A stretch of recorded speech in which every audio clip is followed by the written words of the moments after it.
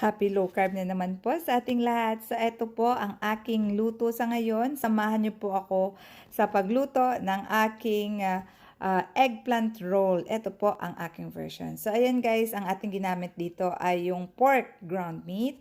Tapos nilagyan natin ng sibuyas, bawang, asin, powdered black pepper, herbs, at saka isang itlog. Tapos kailangan natin guys ang mga eggplant syempre. Hihiwain natin ito ng maliliit, yung maninipis pala. Tapos ang gagawin natin pag nahiwa na natin, depende po yan sa inyo kung gaano kanipis ang gusto nyo.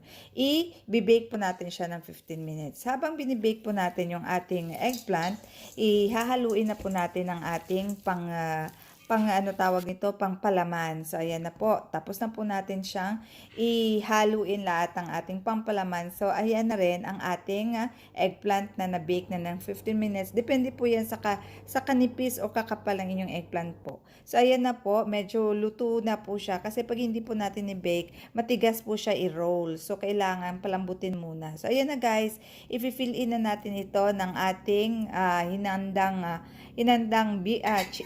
beef, pork pala. Mas maganda po pag pork kasi alam nyo na pag pork, fatty siya. So, kasi pag beef ang ginamit natin, nagda-dry po siya pag matagal ang luto. Kasi syempre, gumamit tayo ng eggplant. Kailangan ng eggplant po ay talagang luto siya. Dahil kung hindi, may something special kasi ang lasa ng eggplant pag hindi siya well done. So, ayan na guys. Isasalansanin na natin, ibibake na po natin ito ng 45 minutes. So, pag na-bake na po natin ng 45 minutes, ayan na po. Yung mga sobra, ginawa ko na lang na pork ball at saka ni-fill in ko po siya sa ating bell peppers. So, ayan na guys. Naluto na siya. Yung first side niya po, ang gagawin ko nga ngayon, babaliktarin ko siya para magiging golden po ang both sides niya. Yun, ganyan na po ang kanyang muka.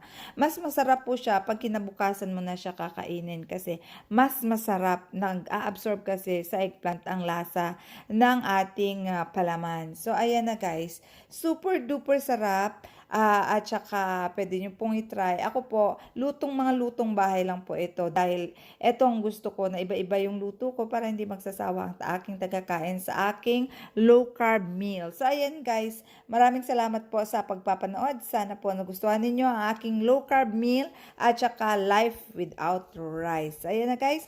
Hanggang sa muli po at sana po wag nyo kalimutan na mag-follow at saka mag-subscribe po sa akin at i-like nyo po at saka ayan guys, maraming salamat hanggang sa muli.